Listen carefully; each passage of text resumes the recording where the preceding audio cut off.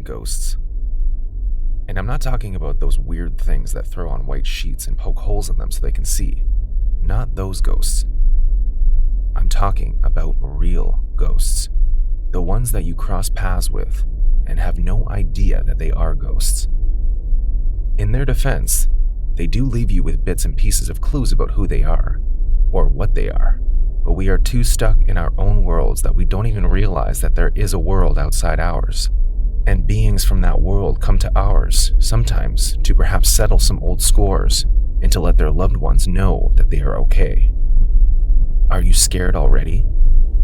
I haven't even gotten into my story. Hang on to something because my story is not scary. It's utterly terrifying. I live in a small town on the outskirts of the city, and I work as an auto mechanic.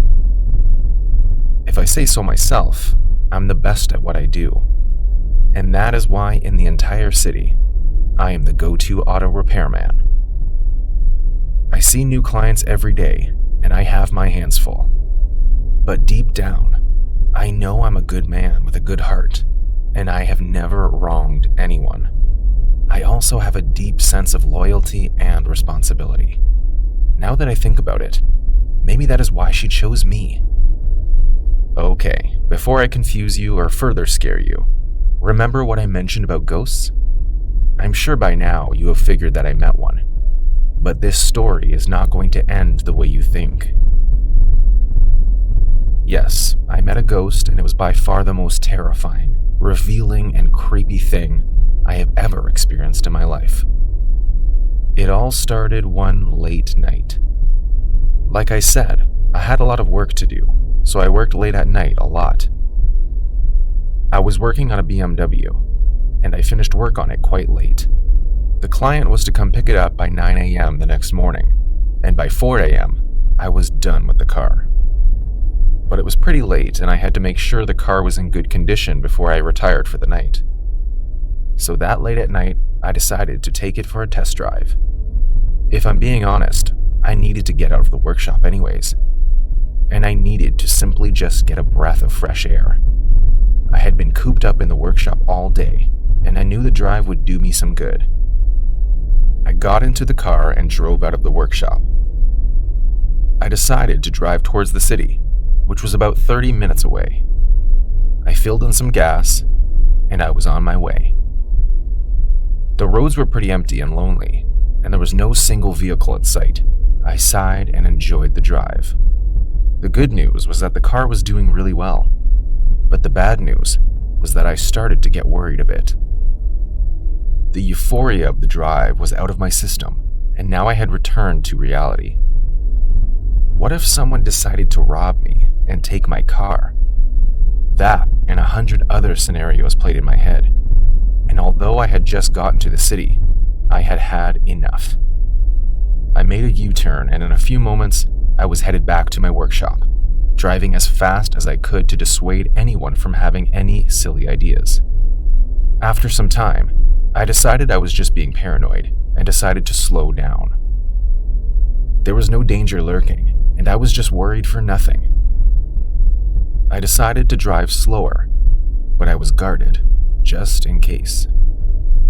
As I got closer to my workshop, I saw a strange figure up ahead.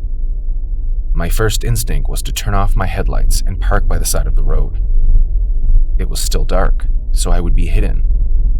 But I also know that whoever the figure was, it had seen me, and there was no use hiding. I drove a little slower. I was getting a bit unsettled now, and I had to squint and narrow my eyes to make sense of the figure. It looked like something, or someone. I was not sure what yet, but as I got closer, I could see that the figure was a human. A girl, actually. And she seemed like she was in distress, as she was waving me down, frantically. I took a quick glimpse around to survey the area before stopping in the middle of the road and going towards her. My headlights were still on, the only illumination for 5 blocks. As I reached her, the girl seemed a little too indifferent. There was something strange about her, and I could only hope and pray that this was not some sort of trap. I walked over to the girl and bent on one knee. I asked her what was going on and where her parents were. She simply shook her head and pointed towards the car, gesturing that we should leave. I supposed she was in danger or something, so I carried her towards the car, strapped her in the back seat, and zoomed away. As we drove, I tried to make conversation, but she wasn't responsive. I thought of what to do with her. I didn't know her parents or anyone that even remotely knew her. So I figured I'll take her to the workshop, and we would figure it out tomorrow. I was close to the workshop when she finally spoke. "My house is that way," she said, pointing towards the opposite direction. I turned around and she directed me to her home. I was getting excited that finally she would find her parents and I would have helped. She seemed so young, like she was around 9 years. We finally reached her home and I told her to wait in the car while I inquire. She nodded satisfactorily and smiled at me. That was the first time she had ever smiled, and it warmed my heart. As I got out of the car, I glanced at my watch. It was already 6 a.m. I was about to hurry towards the house when I heard the girl's voice call to me. I glanced at her. "Thank you," she said. "You're very kind." I flashed her a smile and went on to knock at the door of the house she had shown me. That is where things got really strange. A woman opened the door and seemed very scared to see me. I assured her I meant no harm and told her I'd found her daughter. The reaction I got was not at all what I was expecting. "My daughter?" she said. "Have you lost your mind?" I was speechless at this point, and I explained to her some more. Told her the whole story of how I found a little girl on the road and how she directed me here. I described the girl even down to her outfit. "That's her," the woman said, crying. "That's my Samantha."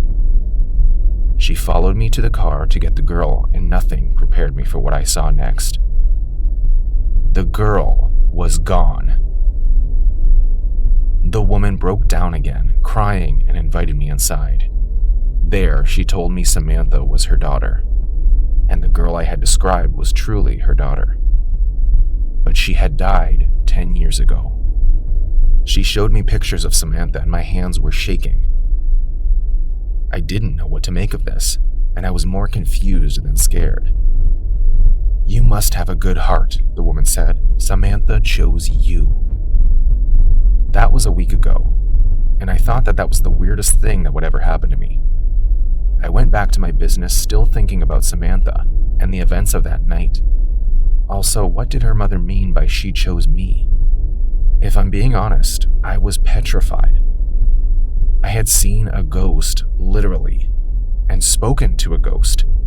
A ghost had chosen me, and I had no idea why. Remember when I told you I thought that day would be the weirdest day of my life? Well, it wasn't. Brace yourself for this. I met Samantha again after that. She appeared in my workshop this time. Apparently, she had one more thing she would have me do, and that is what I'm doing now. Samantha wants me to tell her story. She wants you to know that not all ghosts are bad, and she's right beside me as I narrate this story. No one else can see her but me. Lastly, she wants you to know that you too may be visited by a ghost of your own real soon. Samantha guarantees this. She says when that happens, don't freak out.